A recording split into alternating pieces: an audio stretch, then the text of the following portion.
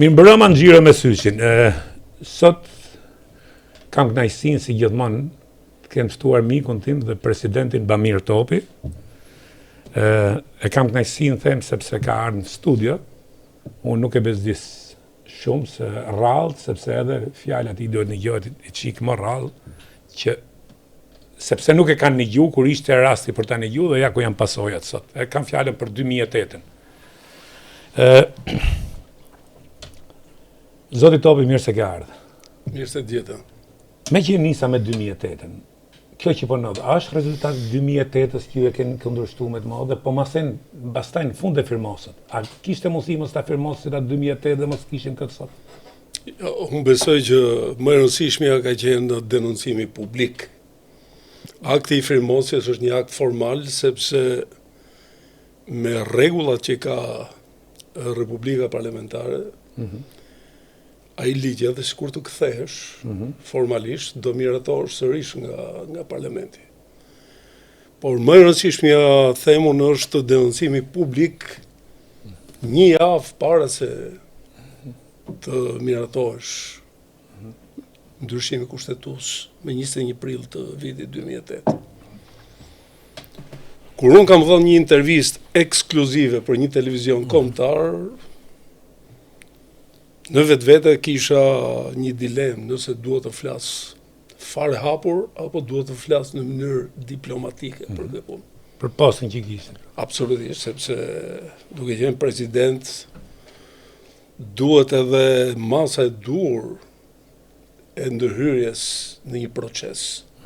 Tek fundit të gjitha rregullimet apo miratimet bën në parlament. Patjetër. Dhe roli përparësor është i politikës, është i partive që janë në parlament. Pastaj vjen tek presidenti dhe në këtë lloj marrëdhënie unë them që rregullimet në kushtetut, përderisa roli i presidentit është në këtë nivel që është, miratimi ose mos miratimi nuk krijojnë në një pasoj të drejt për drejt. E keni fjalën fuqia e presidentit. Absolutisht, se rregulli është nëse ti e kundërshton dhe rikthen, për një klasë politike e cila në unison vendosi të bëjë ndryshime kushtetuese në interesin e tyre, atëherë roli i presidentit ishte kuazi formal. Kështu që unë zgjodha që të hyjë në debat publik, ti kujtoj politikës, por ti bëj me dije dhe popullit, që po bën disa ndryshime kushtetuese që bëhen vetëm në favor të klasës politike dhe në dëm të institucioneve. Tani po them diçka që s'e kam thënë herë. Në vetdijen time, unë kam lëshuar në thojza pushtet për shtet. Që do të thot? Përparësi për mua ka qenë krijimi i institucioneve të forta të shtetit. Unë e kisha provuar pushtetin politik se vjen nga parlamenti. E dija sjelljen politike, të liderëve politik, interesat e tyre politike. Nuk erdhën nga spitali. Për të mbajtur pushtetin ose për të krijuar të gjitha atë klim që intereson politikën së përgjithësisë, që ne e shohim. Dhe duke shkuar me këtë vetdije që në interes është shteti, sepse partitë shkojnë dhe vinë, pra shteti qëndron, institucionet e forta qëndrojnë. Ti mund t'jesh një tifoz i një partie politike, e cila është në pushtet. Po të tjerët ku janë? Po të tjerët pastaj që janë jashtë partie politike. Se ka shumë njerëz që nuk kanë arsye të shkojnë mbrapa politikës partive. Atëherë kush i shërben këtyre njerëzve? Pra duke pasur këtë lloj politike. Dhe intervista e 15 prillit të vitit 2008 ka parlemëruar në mënyrë të çuditshme të them, në parashikim gjithçka që do të ndodhte. Këtu jam 100% me ju dhe është intervista aty, ta morim, kanë dalë 15 prill i 2008-s. Kanë dalë parashikimet. Por ju thatë që lëshova pushtet për të bërë shtet. Domethënë për të bë institucione të forta dhe Institucionet e majnë një shtet. Absolutisht. Do mund vi një çmen çdo vend botës, kupton, po janë institucionet që e majnë shtetin. Megjithatë do të kemi një pyetje më vonë edhe për krizën që ka vetë perëndimit tash në lidhje me institucionet dhe me funksionimin e demokracisë. Tashti, a lëshimi që bët ju, a i forcoi institucionet, a e boni shtetin, në pikën që jemi sot? Këtu nuk mund të them lëshimi. Mënyra sjelljes institucionale ishte e tillë që unë nga fillimi deri në fund kam kërkuar forcimin e institucioneve. Dhe arsyeja e futjes në këtë debat të fortë, të cilin politika nuk desh ta di fare, bile ishin në unison. Madje si rrallë herë në 18 vite përpara, këta të dy kanë qenë arkitekt të ndryshimeve kushtetuese. Njëri ishte kryeministër, tjetri ishte kryetari i opozitës. Tash i kanë bërë rokat, njëri është kryeministër i opozitës, tjetri është në krye të opozitës aktuale. Të dy kanë qenë në një pozicion. Dhe ka pas një marrëveshje, fillimi ishte underground. Dhe të mos harrojmë që klima politike në atë kohë ishte specifike. Ndryshimet kushtetuese erdhën me njëherë mbas shpërtimit Gërdecit.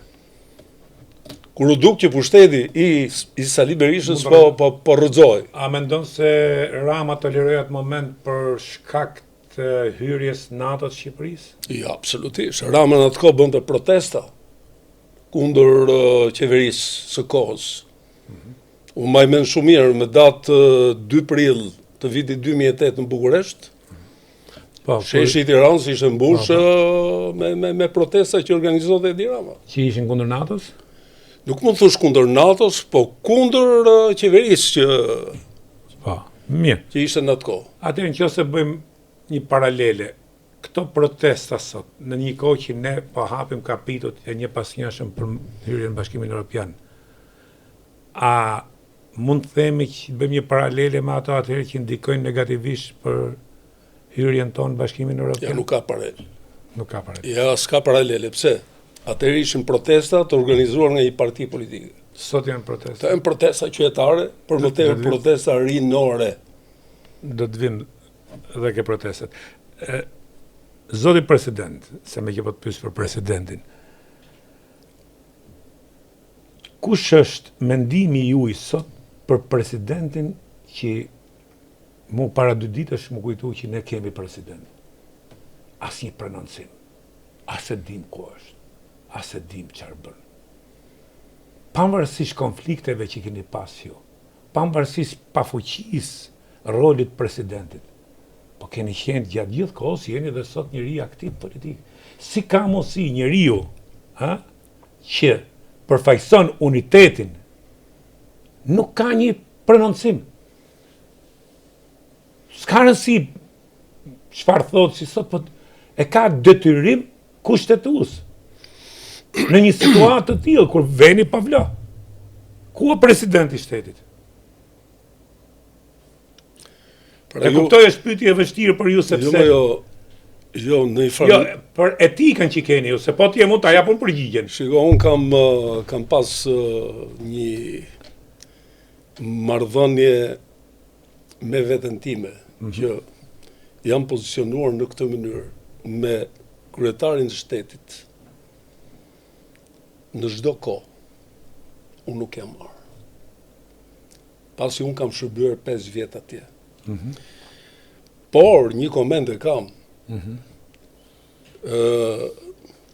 Mënyra, edhe se kam personale me presidentin. Absolutisht, keni arrit gjithë mënyra se si është zgjedhur mbi bazën edhe të ndryshimeve kushtetuese. Ju e mani mend që askush nuk e dinte se kush do të zgjidhej. Madje edhe grupi parlamentar i Partisë Socialiste në atë kohë, që është zgjedhur, presidenti aktual, nuk e dinte. Pra, duhet pranuar në këtë mënyrë që është një emrim i zotit Rama, pavarësisht që ka kaluar nëpërmjet një procesi zgjedhje në parlament. formale. Po natyrisht. Nga kjo pikpamje duke parë që edhe raportet janë të tilla, po duhet të gjetë mënyra, duhet të pyet vetë presidenti. Ku ta gjejmë presidentin? Tashim një video e kitën të luajt domino diku. Tani unë dominoja luhet kur del në pension. Për shkak të një etike që lidhet me funksionet e mia që kam pasur, nuk du ta komentoj. Kuptoj shumë mirë, po një prenoncim, se edhe ju keni pas pa fuqinë e rolit presidentit, por jeni prenoncuar, një prenoncim duhet ta japë, mendoj unë.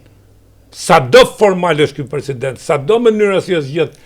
Një Tani ju bët pyetjen ndërkohë që dha dhe përgjigjen, kështu që nuk e lem aty. Nuk po e komplikojmë më shumë. Okej. Mendimi ju për protestën. Është një protest gjenuine, është një protest që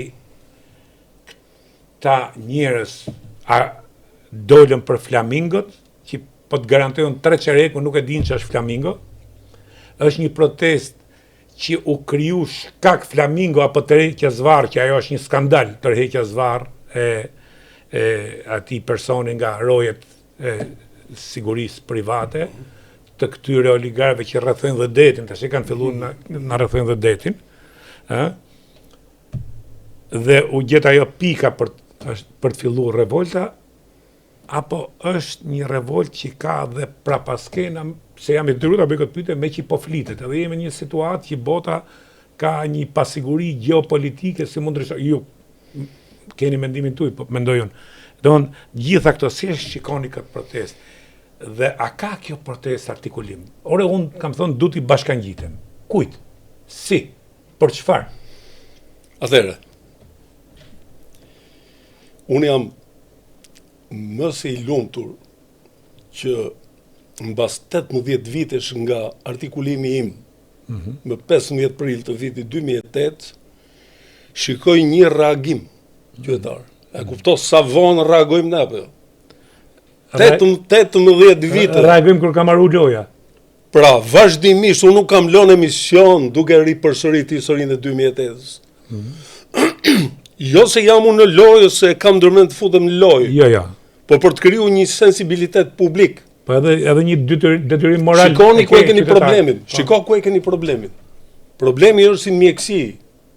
Në rast se dikush vendos diagnozën, atëherë reagimi është i organizmit, është i vetë njeriut, që patjetër ka nevojë edhe për terapinë adekuate. Por diagnoza është vendos, dhe mbas 18 vitesh unë shoh, ndoshta ishte një casus belli ajo që ndodhi atje, e pa pranueshme në sytë e policisë. Kështu që unë e kam parë origjinën e protestës absolutisht të pastër, genuine. Kështu e kam parë. Tani, si shikohet protesta? Unë i shikoj ndryshe? Më falë që po ndërpresë, megjithatë, ajo që ndodhi është e pa tolerueshme, pa falme, por mund ndodhi edhe në një shtet perëndimor që një polici private bën një veprim. Po shteti i mori masat, u shkarku gjithë zinxhiri drejtorisë, arrestuan të 2 personat, i hoqën licencën. Se të ndodhin, ju keni qenë vetë në politikën, në pushtet dhe e njëfit, ndodhin incidente. Jo për shkak për fajt juaj, nuk du të justifikoj fare, por ndodhi i u morën masat. S'duhet ishte lejuar. Po mirë, po të bëj një pyetje unë. Kush e ka thënë që nuk duhet të protestohet? Absolutisht. Iku e para. Kush? Jo, kush e ka thënë? Ti di që unë jam njeri i protestës vetë. Absolutisht. Po flas për publikun që na ndjek. E para kush e ka thënë? E dyta. Kush është ai që kërkon ta orientojë protestën siç don ai? Protesta është natyrale, ka ardhur dhe pastaj do shohim evolucionin e protestës. Unë e shoh ndryshe, këndvështrimi im është ndryshe. Jam i lumtur që ka protestë. Padyshim protestë. Se vite me radhë kemi thonë, ç'është ky popull që s'proteston? Ja, pra doli protestoi. E para. E dyta, ndryshe e shef kryeministri. Sepse është njeriu i interesuar dhe i atakuar direkt nga protesta. Pa. Ndryshe e shikon media. Ndryshe e shikon opozita. Dhe unë besoj që elementi i parë i kësaj proteste që realizoi një qëllim ishte rivendosja e institucionit të opozitës. Në çuptim Në sensin që demaskoj hipokrizin politike. e kryetarit të opozitës, që fillimisht e sulmoi protest, dhe më mbrapa ju atashua duke parë që institucionet e opozitës po i hikte nga duart. Dhe praktikisht i ka hik nga duart. De facto i ka. Nuk kemi. Ai funksionon institucionalisht në parlament, por opozita institucione. Moralisht karon si institucion. Dhe për më tepër që në të gjitha sulmet që bën protesta, i bën bashk. Prandaj thash jam i lumtur se këtë gjë e kam thonë gjysh në atë kohë. Dhe koha vërtetoi që këta e kanë administruar politikën e Shqipërisë të dy së bashku. Nuk kanë lënë lindjen e partive të reja politike. Kanë eliminuar gjithë elitën politike cilësore që ka Shqipëria, që ka pas Shqipëria, nuk e ke. Dhe sot ka përfunduar një parlament të emëruar. Dhe disaster. Nuk futem në kualitetin, sepse kualitetin ti e di shumë mirë çfarë mendojmë për cilësinë e parlamentit. E dyta, është një njeri që ka vendosur prej vitesh nën kontroll gjithë institucionet e shtetit. Sa po e tham? Presidentin e ka emëruar ai. Në parlament rregullat i vendos ai. Në një republikë parlamentare normalisht kryenisi, edhe pse ka mazhorancën, duhet të jetë shumë i kujdesshëm me parlamentin, shumë i kujdesshëm. Por i ka dhënë shenjat qarta që edhe parlamentin e kontrollon ai, dhe gjithë institucionet i kontrollon ai. Dhe në fund fare jemi në një situatë kur një njeri vendoset para njerëzve. Ti mos mendo që në të njëjtën kohë të gjithë njerëzit kanë mundësi apo motivim për të dalë në protestë. Por ti je sigur që në mazhorancë, edhe nga brenda krahut socialistëve, me të cilët unë edhe komunikoj, gjithashtu ka pak kënaqësi të kësaj natyre. Edhe reagimi që në vend që të jetë një reagim i kujdesshëm, është një reagim arrogant, ironik, duke u marrë me cilin do, gabim. Natyrisht është gabim. Për më tepër që janë krijuar kushtet që mbretërimi në këto kushte që jemi, me këtë lloj legjislacioni, me këtë lloj sistemi, mbretërimi vazhdon pavarësisht protestave. Pra ka një anomali këtu, sigurisht që ka një anomali. Po deshe për të futur në element konkret, futim në element konkret. Që të thotë, këtu nuk është problemi i investimeve. Sepse ne kemi qenë në DNI dhe askush nuk është ndjerë për investimet. Askush. Pa. Dinë nga 1 vit e gjysmë, 2 vjet, nuk besoj që të kem dëgju një fjalë kundër investimeve. Pse investimet gjithmonë kanë qenë të mirë pritura. Problemi është u krijua në një zonë në Zvërnec. Nuk u krijuan në Sazan. Sazani dihesh problemi i Sazanit. Dhe askush nuk foli. Krijimi i problemit ndodhi në Zvërnec. Dhe pa u futur në mënyrë analitike, unë do të bëj një parashtres të një situate që shqiptarët duhet ta dinë. E lem ligjin 7051 se sa ligj. Sa dhe shkruajta me ta përmend. Ligj i ndyr. Unë them kriminal, bëmi. Unë po them i ndyr. Unë po them kriminal. Pra një ligj i ndërtuar me paramendim. Është më kriminal se sekuestrimi që i boni Enver Hoxha, ai la, i ngriu, i mori pronën e Bamirit, Syçit, i la aty i ngriu. Po pse ti mendon që ai nuk mund ta diqte kadastrin e hipotekën për 24 orë? Po. Ai la. E la në mënyrën më të rregullt. Pra përfituron konshiencën e një njeriu, një diktatori më i pamëshirshëm, i cili në fund fare mendoi që shiko dokumentat kadastral po i le atje. Po. Edhe për një arsye tjetër, sepse pronat e shqiptarëve sigurisht janë në qendër, ku s'ka problem, po janë dhe në periferi.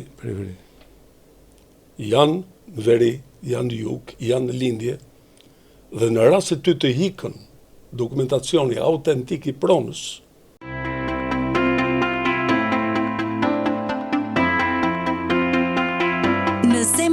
Korçës, një diamant I rrallë shkëlqen në kurorën e trashëgimisë, kulturës dhe serenatave, Villa Ebel. Një vend ku eleganca takon historinë, ku shija bëhet përvojë dhe çdo detaj flet me finesë. Qoftë për një drekë të veçantë, një darkë romantike apo një natë që nuk harrohet kurrë. Nëse vjen në Korçë dhe nuk ndalon te Villa Ebel, ke humbur një pjesë të magjisë së saj. Villa Ebel është një dhe mbetet e vetme. Mund të vinë fqinjet për të thonë, shiko se jemi ne këtu. Pra, kjo çështje është parë se po bëjmë analizën një vendimi të diktatorit. Tani jemi në periudhën e demokracisë. Vi një personazh I cili s'kishte asnjë lloj marrëdhënie me pronën dhe bën një ligj kundër pronarëve dhe kundër shqiptarëve. Kundër shqiptarëve. Dhe do ta them unë arsyen pse. Simbas statistikave dhe mbaj mend këtë, është shumë rëndësishme. Simbas statistikave, në vitin 1945 Shqipëria kishte 370.000 hektar pronë private. 370.000 hektar pronë private. Që do të thotë që kishte pronar të vegjël, pronar të mesëm, pronar të mëdhenj dhe latifondist. Sa I bit nëse ka sipërfaqen e gjysma e Shqipërisë. Gjysma e Shqipërisë ishte private. Po. Okej. Dhe gjatë viteve të socializmit, me kontributin e të gjithëve, I momenti ato aksionet e famshme, bonifikimet, tharjen e moçaleve, marrja e tokës ndaj invazionit të ujit të detit nëpër laguna u fituan edhe një herë aq 371.000 hektar tokë. Wow. Po. Pra në vitin 1991 ne kishim 741.000 hektar tokë, ku gjysma ishte private, gjysma ishte shtetërore. Bukur. Me ligjin 7501 duhet më sqarosh, më fal që po ndërpres. Duhet më sqarosh se po flitet për këtë ligj tash, mas kaq 30 vjetësh. Edhe ju më duket që jeni nga ato që s'keni pranuar me votu këtë ligj. Më kam qenë gjithmonë kundër 7500. Po. Tash ti kush e boni 7500? E bon socialistët apo e boni Berisha? Se Berisha thotë s'kam qenë. Pushtet kanë qenë socialistët. Shiko, unë do të ju e keni shkruajtur në libër, po. Libër do ta jap të qartë historinë. Për publikun, thasë, unë e kam lexuar. Për publikun. Në atë kohë, në krye të Partisë Socialiste ishte Fatos Nana. Sali Berisha në krye të Partisë Demokratike. Kryeministri ishte Ylli Bufi. Dhe kuptohet që ka qenë një qeveri mikse, qeveria ta quajmë e pajtimit. Dhe projektligji I propozuar nga socialistët ishte që reforma e tokës do ishin reformë e përkohshme dhe toka do t'i jipesh njerëzve në përdorim. Ka insistuar Sali Berisha që toka të jipet në pronësi. Dhe ka qenë gati në prag të prishjes së akordit për qeverinë. Po, ishte qeveria stabilitetit. Stabilitetit, po. Ka insistuar dhe është Sali Berisha autori I 7500 ku toka shkon në pronësi. Nuk kam dyshje këtu. Tentativa për të fshehur nga ajo vendimarrje është e kotë, sepse gjërat janë në arshivën e parlamentit. Pra, ka pasur zëra në atë kohë që janë artikuluar në këtë mënyrë. Një nga zërat ka qenë Azem Hajdari. Çfarë ka thënë Azem Hajdari? Se në atë kohë Azem Hajdari rrinte afër me avokat Klanthi Koçin dhe Petraq Kolevizën. Pra ishte azhurnuar në një farë mënyre. I thënë ky është një ligj aq I rëndësishëm sa që duhet të mbledh një herë Kuvendi I Partisë Demokratike, pastaj të marrin vendim. Jo, ai ka insistuar që të bëhet aty. E dyta, socialistët kishin mendimin që të bësh reforma kushtetuese e Republikës dhe fill mbas asaj të bësh reforma e tokës. Pra, për të fituar edhe kohë, për të konsoliduar ligjet, kushtetutën, shtetin, jo, ai insistoi dhe në rast se ka një përgjegjës të vetëm për insistimin e miratimit të ligjit 7501, ky është Sali Berisha. Tani, mora në konsiderat 741.000 hektar tokë. Bogër. Simbas të gjithë rregullit politik moral, në rast se gjysma është pronë private dhe natyrisht mund të t'i nënshtroshin reformës vetëm latifondët, ato që kishin qindra e mijëra hektar, që kishin nevojë patjetër për një sistemin ke prona private, pjesa tjetër duhet merrte pronë vet. Iku kjo. Ç'a ndodh tani? Ndodh që ke pjesa shtetërore që i takon të gjithë shqiptarëve, dhe unë habitëm pse kanë qenë jashtëzakonisht miop për ta parë këtë pjesë. Ç'a kanë parë shqiptarët? Miop apo? Miop. Shumë herë gjërat vinë nga Nuk është bërë me qëllim për shfrytëzues siç morën pastaj. Jo, them për qytetarët. Për qytetarët. Për qytetarët. Ku intelektualët patjetër kanë ndetë, janë zakonisht apatik, kanë qenë në gjumë. Se kur s'ka net apatik. Tani, sot ku i ke pjesa shtetërore, një herë doli Sali Berisha dhe tha toka 1 euro. Po, e Po mbesh drejt. Ti i jep tokën. Kush jeti? Tokën e shqiptarëve 1 euro. Kush jeti? Kush je ti? Ti që i bërë domin me 7.501 dhe futën në lojë prap 1 euro. 1 euro. Iku ai dhe vje ky tjetri me të njëjtin mendim. Toka për investitorët strategjik, që ja jep me të njëjtin çmim prap. E kuptot çka ka ndodhur atë? Unë e kuptoj, mua. Pra kush janë këta të dy? Kush janë këta të dy? Që kanë operu me sipërfaqe të jashtëzakonshme, duke heqë mundësinë shqiptarëve. Prindët e tuaj, ti vetë, ai sa njeh ti, unë, të mi, të gjithë kemi qenë në për aksion. Kemi qenë në për aksioneve. Në për minjera kanë shku tjerët kanë shku, kanë ndërtu hidrocentrale, tjerët kanë bonifiku. Kanë hap taraca. Por ti ke filmin vitet e para që ta tregon. Pa. Situatën si ka qenë. Orë ku shkoj mundi i këtyre njerëzve?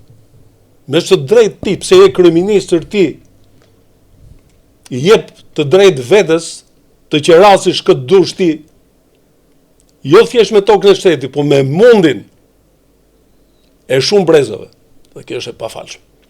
Dhe brenda kësaj dalim tek elementi i transparencës. Në këto kushte, kur këto operojnë në këtë mënyrë, këtyre nuk i intereson të bëhen transparent. Vendimarrët e tyre janë në për skuta, në për zyra, në për kafe, në për restorante. Dhe vim në këtë situatë. Dhe kur në çfarë situate? Kur gjendja e shërbimit të kadastrave për qytetarët është në momentin më mizerabël të mundshëm. Atëherë lind pyetja. Pse për disa paska kaq kollëlik për të marrë me qindra hektar dhe për disa qoftë edhe për pronën e Stërgjyshit nuk arrin të marrin letrat. Edhe pse pronat janë vdiq me njëri brez, vdiq tu me gjimu letrat. Po ikin dy breza për punë. Pra problemi është tani tek transparenca dhe kredibilitetin qeverisje. Dhe këtu gjërat janë akumuluar. Po pse pyetje thjesht më mirë, pse ne shqiptarët e lejmë këtë riciklim të keqes, kjo që thatë ju tash. Mos ndoshta dhe ne vetë jemi çik shpirti kompromentum që duam gjona të lehtë për shembull vetë opera na jepi tokë, na interesoj e morim, për mos thuj pastaj ke masakra që kemi bërë gjithë bregu derit që për mua nuk është mori verë. Ajo riviera shqiptare nuk është mori verë. unë e maj men shumë mirë golemin me pishat që dojshin 100 vjetë që ju jeni më kompetent anën ekologjike e gjithë përshëndetin që ka, pas ka një kombinim pisha me alkoolin që i bogën mirë trupit. Të them diçka. Edhe çfarë bëm ne aty? Tashi Harry Fulci. Jo, një sekondë se du të them për edhe. Harry Fulci. Përveç shkollës teknike këtu në Tiranë, ka pas edhe shkollën e mesme bujësore në Golem. Golem, po. Edhe e majme ka një godin kaloj se shina dhe të gjitha pishat e malit të robit janë pishat ndërtuara nga nxënësit, të mjella nga nxënësit e Harry Fulcit. Në kodë zogut, po. Dakord? Po. Pishat e tjera që nga mali robit vinin deri tek Shkomi i Kavajës. Shkomi i Kavajës. Kanali që nda Kovaleshencën me pjesën tjetër, janë mjell në vitin 1970, 69-70. Po, se disha. Po. Po për ne ishin më të reja ato më udhëte, diferenca. Përfitoro këndvështrimin, kulturën e të parit gjërave në një kohë dhe kulturën e shkatërimit në vitet që erdhën. Nga erdhi kjo kulturë shkatërimit tash më mirë. Të lutem shumë. Të lutem, a mund të jeti pa fajshëm ky popull që u turr si fishat hune, edhe i preu pishat, dhe ti e di shumë mirë se kush ka ndërtuar aty. Fillon nga këto me 2 gishta nëlt. Mas ne vazhdojmë këto tjerë me 2 gishta. I ke me emra me mbiemra. Me emra me mbiemra. O zor, dhe këto njerëz dalin bëjnë sot moral? Po pikërisht. E kuptoj çfarë kafshësh kemi pas nën se tash më nret gjaku. A e kuptoj si mund presh pishën me që do 100 vjet të rritet ajo pishë? Si mund ta presh? Plus pra ne të pyeta se një ma tha pardje, po nuk jam gjendje t'ja shpjegoj. Nga ana ekologjike ajo pisha, ajo është pishësh, me kur pi me ujin e alkoolit bona shumë mirë për reumatizmin trupit, domethënë pse të shpjegoj një cak. Tani s'po futemi në atë fushë, por do të dish gjë që pishat marine, pisha bregdetare. Po. Është simbas studimeve një nga pemët që çliron më shumë ozon. Bravo, kjo. Pra e ka çlirim në ozonit një proces natyral, shumë intensiv. Dhe ne shkojmë i presim. I presim. I shkatërrojmë edhe... Kemi ndërit beton dhe cimente. Dhe me bekimin në atyre që kanë dhënë lejet atje. Pa, tash ti, bë mirë, se të gjithë vengjistët, kush i ka dhënë këto leja? A kanë emra e mbemër? A ka dokumenta kështu shtetë? Po pse sot nuk dalim? Urdhro, këte e ka dhënë Bamir Topi, këte e ka dhënë Ilir Demalia, këte e ka ndërtu Bamir Topi, këte e ka ndërtu X, Y. Ora, do vetë dirë përgjithësi, po unë më duket se ne shqiptarët e kemi që vetë këtë katrahur. Dhe prandaj jam pesimist edhe në protesta, sepse ne protestat tona nuk janë për të ndërtu, nuk paragjykoj këtë proces, po janë për të ricikluar të keqen prapë, dhe kjo ka ndodhur. Dhe këtu e kam fjalën për artikulimin, gjuhën e artikulimit kësaj proteste. Për të arke pyetja, ka 2 rrugë për të marrë pushtetin. Këto thonë revolucion. Okej, bojnë revolucionin. Revolucionet që i kanë bërë në botë, përmena dhe diku, nuk janë bërë të thonë revolucion, i kanë bërë revolucion, kanë vu giotinën në Paris, edhe i prejnë kokat, bam, edhe diku shkoj ajo punë mëstaj. Pra, në anën tjetër ke rrugën politike. Ku do shkoj kjo protest? Tani, spari...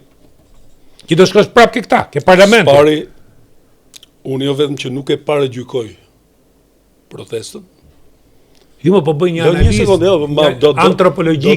antropologjike ba mirë. Historia jonë kjo është. 90-ën ne shpresum që do ta kthejmë e bom prap 97-ën, prap këtu, tash e kemi shkatërruar, kemi lënë mo jo. Ilir do të vi atje. Po. Nuk do të le pa përgjigje, sigurisht. Faleminderit. Tash e para punës, unë nuk e paragjykoj protestën. E dyta, jam një nga zërat e parë publik që e kam mbështet si protest. Institucioni protestës nuk mund të paragjykohet. Absolutisht. Protestat janë ushtrim i demokracisë. Tani, mënyra se si zhvillohet protesta është absolutisht në duar dhe në mendjen e atyre që po bëjnë protest. Çfarë mund të bëjmë ne? Ne mund të bëjmë një analizë si e shikojmë ne. Kaq. Pra, ndoshta është e vërtet që artikulimet aty janë të rastësishme. Pra që bien ndesh. që bie ndesh me atë që thot kryeministri, shikon se janë të organizuar nga ky.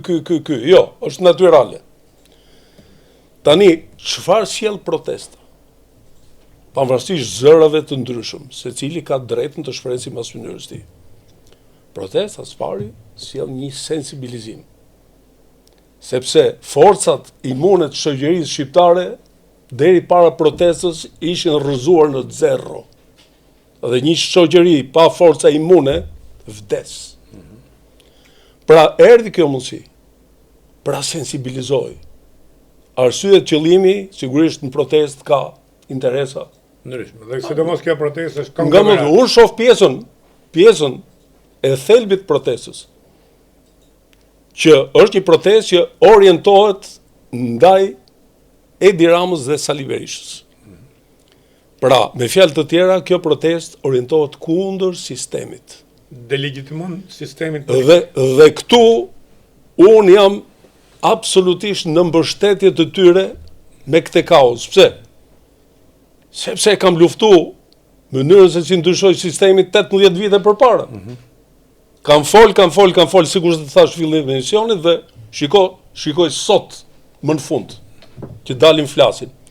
Pastaj mënyra si artikulohet, mënyra se si adresohet, patjetër që kërkon vëmendje nga vetë ata, në mënyrë që të mos japin në rast që kryeministri të merret me në një lapsus apo në një gaf apo në individ që interferon atje për të mposhtur protestën. Ajo që unë do thoja sot ishte që kryeministri, kryetari i opozitës duhet të reflektojnë nga kësaj proteste. Në rast se kryetari i opozitës ka dalë jashtë loje me këtë protestë, absolutisht. Dhe pare që ka dalë jashtë loje është kryetari i opozitës. Edi Rama, sipas meje, reagon në vështirësi të plotë. Pra, ka vështirësi reale dhe mënyra e reagimit nuk është ajo që duhet. Ka shumë ironi, sikur se thash, ka arrogancë, tentativë për të kap element të dobët të protestës. Ndërkohë që qëllimi i protestës është tjetër gjë. Ndryshoni sistemin kushtetues në Shqipëri. A ka thirrje më të pastër që po e them dhe unë këtu, ndryshoni sistemin. Ky sistem i ka mposhtur institucionet në Shqipëri. Ja, nuk. Ky sistem e ka bërë kryeministin omnipotent. Ky sistem të bën që institucionet jo vetëm të varfërohen, por të asgjësohen. Dhe këtë e din shumë mirë, edhe njëri dhe tjetri. Pra, këtë duhet shohë i kryeministri. E para. E dyta, si do shkojmë ne në Bashkimin Evropian pas gjithë problemin e pronës? A ka mundësi të më thush?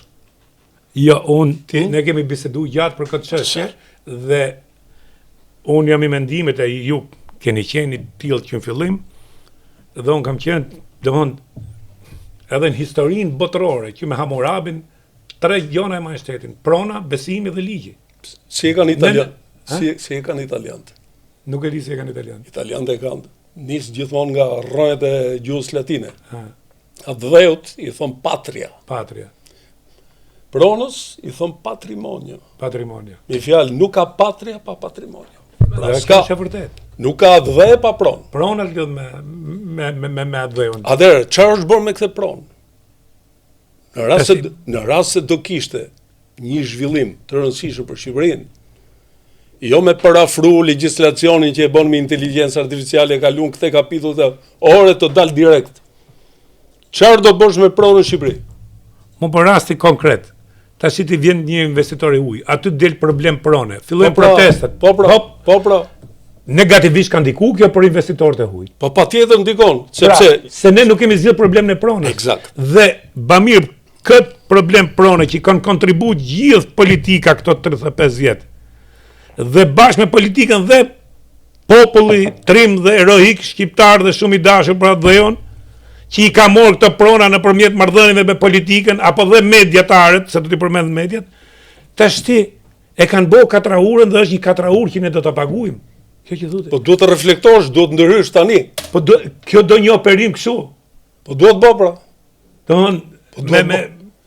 Kjo duhet presë, është një nyje gordiane që kjo duhet i bish sapat bam, ta presësh edhe ka ta fillosh. Si do ma rregullosh golemin ti Bamir? Shiko i lirë. Se tash një pyetje kam unë. E para punës mos mu drejto sikur unë kam qenë arkitekti asaj. Po them kuptimin kët. Si do të se për shembull kisha unë një diskutim me dikë. Ç'a të bëj Rama tha? Ke rasti konkret i Zornecit. Se më shkau kjo pyetje se desha ta bëj. Ndjenin time në Kod Zogut dhe në gjithë vendet e botës, kanetat, lagunat, bregu detit 100 metra sa është, lumi, strati lumit, pylli janë prona shtetërore. Dhe kanë qenë shumë duket në Kod Zogut. Kanë qenë, por ka edhe një ligj që prap rregullon marrëdhëniet e pronësisë. Po. Një ligj, një distancë të caktuar nga rora e detit. Pa dyshim, se gjithë bota është zhvillu. Apo nga shkëmbit buzdetit. Pa. Sigurisht ka ligje. Problemi është që edhe brenda ligjeve, këtu është vepruar në mënyrë abuzive. Abuzive. Tash më thujti mu, kur unë këtu, po rrim ke Zornece me kjo bo sebeb. Zornece ka qenë pronë shtetërore. Mas 91-shit, me 7501, me falsifikime, që s'po delte edhe ky Artur Sheva gjithë, ku kanë marrë pjesë pronë aty edhe gjykatës, që kanë dhënë drejtën, tash ju keni qenë president, ky është kryeminist, ç'a të bëjmë kur ti ke me vendim gjyqi pronën? Si t'ja bëjmë? Si ta hekun që ta kthej ku ishte në gjendjen ku ishte? Atëherë, e kupton çka 4 ure kemi? E kupton shumë mirë. Jo, Çfarë 4 ure kemi hyrë? Unë kuptoj edhe gjë tjetër. Pse nuk ka pas transparencë nga kryeministri për mënyrën e administrimit të zonët të drejtorisë së kadastrës në Vlorë? Plotësisht drejt më. Që ka qenë kadastra Vlorës ka qenë një zyrë shtetërore kriminale. Kriminale. Jo, shiko. Kriminale më pranë. Atë janë organet që hetojnë. A ka mundësi të më thotë? Një sekond lutem. Dëgjoj mendimin. A ka mundësi të më thotë cila ishte arsyeja që në mënyrë jashtëzakonisht të papranueshme një drejtori rajonale e kadastrës, sigurisht ajo e Vlorës, i kanë vetë transferohet në Tiranë. Sepse u bë qametja. Do ta thotë ai, jo ti. Po. Tash kryeministri kam qenë unë apo ai? Ai. Në 2013 ka ardhur kryeministër dhe kryeministri mban përgjegjësi absolutisht për çdo qelizë të njësive të administratës. Nuk mund të rrijë ai në heshtje për t'i dhënë mundësi gjitha ludime. Jo, duhet dali. Nuk del ai. Del drejtori kadastrës. Në rast se do ta bësh transparente, del me gazetar, merr pyetje dhe jep përgjigjet. Si ka mundësi që një pjesë u merr ka certifikate e pronësisë, ndërsa në mes të Tiranës njerëzit nuk marrin certifikat pronësie. Ti kanë pronë vet. Absolutisht, shekullore. A ka mundësi një pyetje është kjo? Jo, jam i qartë për vete. Jo, se më the çfarë përgjegjësi e ka ai, si është pas ka përgjegjësi. Jo, kuptimin e kësaj që i kanë bë përpara, dhe tash i bie ty, tash ja kemi qenë e njihni shtetin. Çfarë do bësh ti më valla, kur unë kam me vendim gjyqi, e kam me vendim gjyqi zotëri. Më fal. Sa gjëra kanë ndodhur kur ai është kryeminist? Sa dush. Ati nuk i kërkoj sap njëri që t'i japi hesap për ato që ka bë Berisha para. Si kryeminist apo tjerët. Jo vetëm Berisha, ma gjithë. Apo tjerët. Ati i kërkoj transparencë nga 2013 dhe sot. Shumë e thjeshtë. Kaq. Pse nuk ka një përgjigje direkte për këtë punë? Për të ardhur prapë ka ajo pyetje, Bamir. Po të studiosh historinë tonë. Do të ndodhi me këtë protestë, do ta pyes don çfarë parashikon se do të ndodhi me këtë protestë. 1. E dyta, ky nuk jep dorëheqjen, sepse nuk ka krizë legjislative ose institucionale, si dush mund ta quash. Ky ka krizë morale. Dhe ne në përgjithësi nuk e kemi kulturën me dhon dorëheqjen kriza morale. Megjithatë është një pjesë e popullit, le të themi 10.000, 20.000, 30.000 sa e do. që kanë plotësisht drejt për shumë gjona që i protestojnë. Pyetja është, si do shkoj protesta, çfarë do të bëjë Edi Rama, çfarë do i këshilloni ti Edi Rama sot po ta kishit përballë, ose po të rrezet thotë Bamir çamë na. Si njëri që ke qenë E funksion. para burës që unë jap këshilla për ata që kërkojnë këshilla. Po. Dakor, hiku kjo. Nuk besoj që ai të ketë nevojë për këshillat e mia, 2. Po. E treta tek ty kam qenë. Kur të kam bërë një metaforë. Avionët si masë mballësisë, është e vërtetë apo? Fluturojnë 4000 metra, 6000 metra, 8000, 10, 11, interkontinentalet fluturojnë 11 kilometra lart. Kështu? Po. Këshilla ishte jashtëzakonisht e sinqertë. Me Po- na uljen. Po fluturo shumë lart. Dhe nuk po mendon që aerodromin e ke afër. Fillo bëj ulje graduale, kam thonë. Tek ty e kam thonë. Po. Ke thonë rreth një vit e saktë. E kam thonë. Në kohën e zgjedhjeve po. Pra, bëj ulje graduale. Mos i krijo vetes shanse të bësh ulje emergjente se nuk do gjesh fush për të ulë avion. Që do thotë, njeriu që është në pushtet, që mendoj që i ka dy gjitha, se pushteti nuk është thjesht real, pushteti është edhe psikologjik. Kur një fjalë e jote e shkon dhe zbatohet me një herë. Këshove? Po. Kur ekipi që ke afër, ti mendoj që është ekipi më i mirë që mund të kesh ndërtuar. Jo, Para do të lejnë. ti e ke pa ekipin. Po bashkë me ekipin kanë qenë këta. Ku i Pra- ka ekipin tash asnjë s'fol. Pra historia e uljes. Megjithatë është një çështje e tij. Është çështje e tij. Ai ka numrat dhe ka komfortin e numrave. Thot kam kaq numra. Dhe nga pikpamja kushtetuese kjo është reale. Tashi, në rast se dikush do të pyeste, ora çfarë do ndodhi mas këtyre? Kjo varet nga persistenca e protestës. Si e shikoni? Se mos mendoti që këto po rrinë rahat për mos me e përçadhe protestën. Po mirë, do e përçajmë protestën. Një sekondë. Kriza është. Kriza është, dhe kriza është në koshiencën. Atëherë do i përsëritë prapë në mënyrë ciklike. Po mirë, më gjithmonë që ti mendoj që nuk ka njëherë një fund. Pa diskutim çdo gjë ka një fund. Po më njeriu duhet kuptoj ku është situata dhe herë po them. Unë nuk jam për kthime të dhunshme. Unë jam për procese politike kushtetuese, po kur njerëzit kuptojnë që A mendon se kjo protestë ka nuk e ka të qëllim, se gjuhën verbale flas. janë paqësor.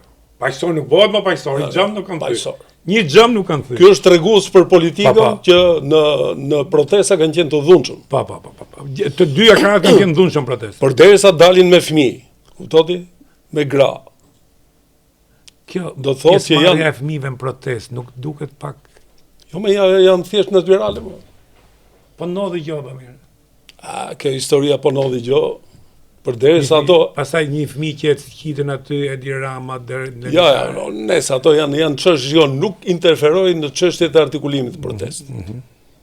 Jo, do të them që se Por- këtë krijen edhe Por historia e procesit vetë, kjo protest i ka lëshuar një sinjal padyshim. të dy palëve, Po. që futuni dhe korrigjoni problemet që kanë të bëjnë me sistemin kushtetues, ku përmblidhet dhe sistemi zgjedhor, që zgjedhjet mos jenë më monopol i dy partive, po tjetë patjetër një proces që të kontrollohet nga një faktor i tretë të papërzierë me partitë politike, sepse shprehjen e kemi shumë të bukur, ti varësh ujku të mëlçit në qafë. Qafë. Shkoti atje tek komisioni bipartizan PSPD, A kjo duhet hekja. dhe aty është ngret inkuizicioni. Këti hipja, këte shkatëroje, nxirre jashtë politikës, dhe këte duhet ta bëj politikë. Jam dakord me mirë, po se përmend në fillim partitë e reja. Në gjithë botën politika është e pisët, në kuptimin makinacione, drejt, edhe në Amerikë ka pas probleme, zgjedhjet e fundit sidomos me dy administratat e Trumpit. Tash ti problemi është që mirë më mund të kesh drejt, po funit hymë në politik. Pse s'kemi fuqinë tash katërrim kët, mos ndoshta ne vetë sa po shkojmë atje bëhemi pjesë e kësaj. Jo, nuk është thjesht kjo, jo, nuk është thjesht kjo. Këto kanë ndërtuar një sistem ku nuk ka shans njëri apo një parti e re politike të hyjë. Është sistemi i tillë. A i ke pa këto personazhet e mediave që japin 2 muaj para se të bëhen zgjedhjet, që japin projeksionin e vendeve në parlament. Ka një masë konstante që nuk lëviz, si mas zonave, sepse dihet projeksioni si mas zonave. Ka që merë për së, ka që merë për dë, pjesa tjetër janë në luftë për aq pak vende sa janë, dhe përfitorohet tash çfarë shansi ka për të rritë. Të rritë o do bën pjesë. A kemi të rinë me? Po ka më të ri, po o do bën pjesë patronazhistëve, o do bën pjesë militantëve nga krau tjetër. Ajo pjesa tjetër nuk ka shans të hyjë. Nuk kanë pasuar për të futur. Jam dakord. A ka shkallën që jemi ne për të bërë një krahasim. Komunizmi kene ishte fer krahasu me komunizmin në Europës lindore, kemi diskutuar. Po sot, a mund të bëjmë një situatë paralele, jo në kuptimin e komunizmit, por a ka një krizë perëndimin, krizë politike dhe krizë vlerës dhe krizë sistemi? Sigurisht. Kemi parasysh Anglinë, që nuk kanë ndodhur në historinë anglisë, që mrena që nga Brexiti deri tash kanë rrugë 7 kryeministra, u bëm okej se Italia dikur. Dhe kjo a pasqyrohet dhe kene dhe ka dhe korrupsion edhe në botë. Domethënë çfarë po ndodh sot në botë. Dhe kene sigurisht pasqyrohet në mënyrën më banale si bota nuk është e qetë. Pra nuk është e qetë qoftë në planin konkret në terren, por qoftë në vendimarrjet politike. Pra, historia e luftës në Ukrainë, historia e luftës në lindjen e mesme. Me shumë enigma, sepse ti e di që procesi i paqes në lindjen e mesme, i cili është monitoruar nëpërmjet doktor Kissinger, ai ka thonë shprehjen më reale. Procesi i paqes në lindjen e mesme duhet një step by step proces. Hap mbas hapi. Se krijosh ideja sikur një krizë e zgjidhur, në moment do zgjidhë gjithë problemet. Gjithë problemi, nuk e zgjidh. Ti ma mend kur u dekoru me çmimin Nobel për paqen Arafati dhe Rabini? Rabini, po. Ja pra, u kriju ideja sikur po krijosh paqe? Aty kanë qenë më afër se kurrë pak për të krijuar dy shtete. Po, ja që ndodhi prap. Pra, step by step. Ai ka qenë mendimi më ekselent. Me fjalkini kujde, pa, absolutisht. Doktor Kissinger. Pra, problemi është në terren. Ndërsa, kur vjet puna në situatën politike në Europë, unë shikoj dhe ndjek me shumë kujdes. Shikoj probleme që si kemi parë për parë. Që mas luftës dytë, nuk ka një krizë. Si kemi parë. Pra, vetë Bashkimi Evropian, në vetë ka probleme. Ka probleme të mënyrës komunikimit, të vendimarrjeve. Edhe korrupsioni më thuaj. Po nuk futem aty tek ajo pjesë sepse nuk më takon ta them. Kanë instrumentet e tyre ato. Unë shoh pjesën politike. Pra, shikoj edhe në marrëdhënie me Shqipërinë pastaj. Unë nuk besoj që të ketë njëri që mos doj që të jetë pjesë e institucionit të Bashkimit Evropian. Por ne jemi shqiptarë, në sensin që vërtet jemi qytetarë evropian. E kam thonë edhe herë tjera, e kam thonë edhe herë tjera dhe është një shembull shumë signifikativ nga matematika. Kam thonë që sipas rregullit strikt të matematikës, që është shkencë eksakte, në një ekuacion me shumë veprime, me klapa katrore, me klapa trumbullakta, fillimisht kryen veprimet brenda klapës. Pastaj midis klapave. Mu si shqiptar, si intelektual, qytetar dhe si njeri që është marrë me politikë. Mu më intereson shumë procesi i antarësimit. Shumë. Por, kam ca pyetje për këtu brenda. Pra, fillimisht i bëjmë ca veprime që na takon ne me i bë. Ne nuk kemi një vend me një territor të jashtëzakonshëm. 28.000 km2, 3/4 terren malor. Pra problemi është i koncentruar në disa zona. Ku? Në zonat të mëdha urbane, Tiranë rreth Tiranës. Gati në ezaurim. Durrësi gati në ezaurim. Tashi kanë shkuar nga Bregdetja ne, dhe po e çmontojnë si relief. E kanë çmontu. Ë? E kanë çmontu. Pra, ne pasim i problemin këtu, dhe kur ti nuk je në gjendje të kontrollosh, të administrosh fatet në një vendi kaq të vogël, me 1000 probleme, 1000 probleme. Atëherë lind pyetja. Ore na duhet antarësimi dhe mezi e presim. Se gjithë drejtojmë gish, ti ke qenë pushtet vetë, kanë drejtu gish, me gjithë se ke qenë nga ato njerëz që ke ditë me majtë e ekuilibër, ke rujtë e ti, ke nuk e qenë, kur as si e fy nga kundërshtarët në banalitet, as ke fy, me se ke qenë një parti që me dy gishtat që ti fqiqin sy, ju dhe nëjë tjetër i keni dhonë një pamje qytetarie që tash se egzista s'kush atje më. Tash janë si ato palestinezët në lastigje, tash problemi është që drejtojmë gish, po mirë më vetë ne si shoqëria kemi në i përgjegjësi. Sepse edhe kjo protest, edhe vetë sjellja jonë, unë them që ne përpara se të kërkojmë gjithë, se gjithë tash janë botë menshëm, kush është përgjegjësia jonë dhe a duhet ndërtojmë ne demokracinë apo kulturën demokratike, a do të ndërtojmë në shtetin apo kulturën shtetërore?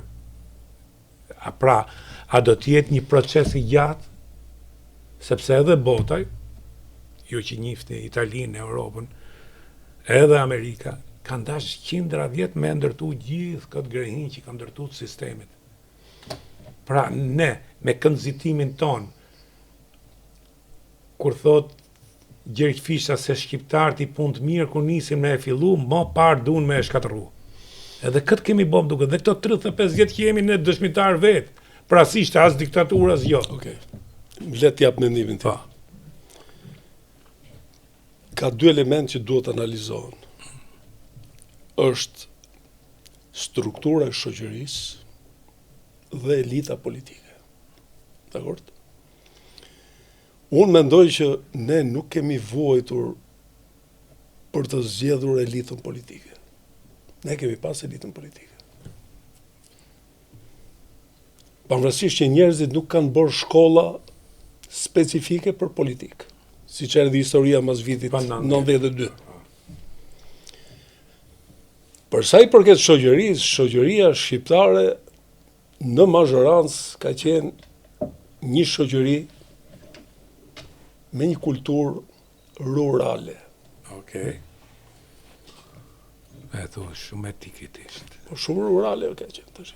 Njerëzit e din fare mirë që ku kanë jetu, kupto? Dhe fal lirisë së lëvizjes, këto pjesët forcat rurale shkuan drejt zonave urbane. Edhe procesi i formimit të kulturës qytetare është procesi gjatë.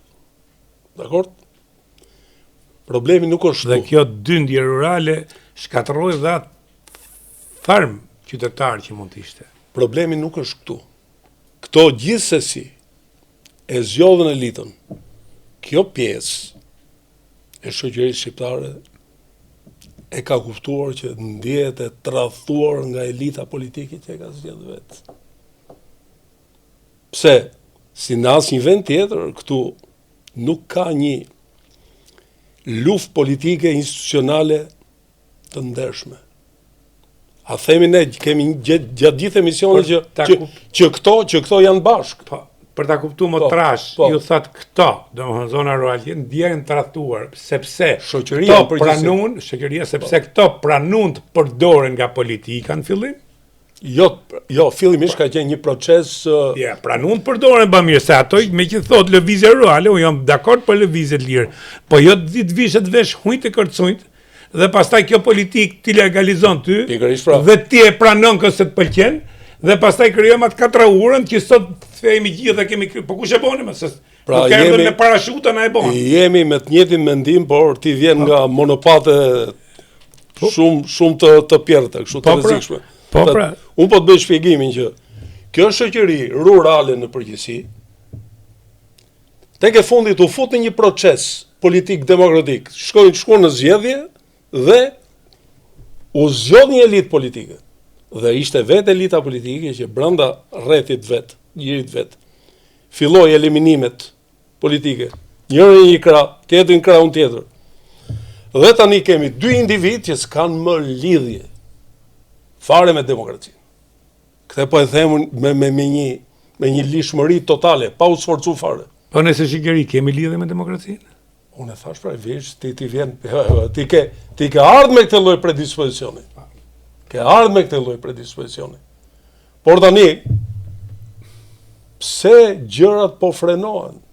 Sepse pushteti nga një anë, po dhe ata tjerët që kanë mekanizmet e opozitës, nuk e shohin me interes një lëvizje që don t'i çmontoj të dy. Dhe pa dyshim që ky është rreziku, që kjo protest të ketë rrisjet e veta si protest. Biseda me ju o gjithmonë kënaqësi, me se ne bisedojmë edhe jashtë kameras, por ajo që unë desha ta mbyll është që për ta mbyll me një njeri që ne e njohim shumë mirë të dy dhe e kemi dash, Lym Halla thojte me mill misri nuk bëhet bukë e bardh, e ne dum frangjolla. Tash mill misri jemi pa mill dhe duhet majmë dhe për pa kuptuar që jemi mill misri. E me mill grunin për fillu procesin. Kjo nuk do thotë që ti të shkosh të shkosh ka dhe fusha dhe të menosh të mjellësh edhe grun. Për veçmiset.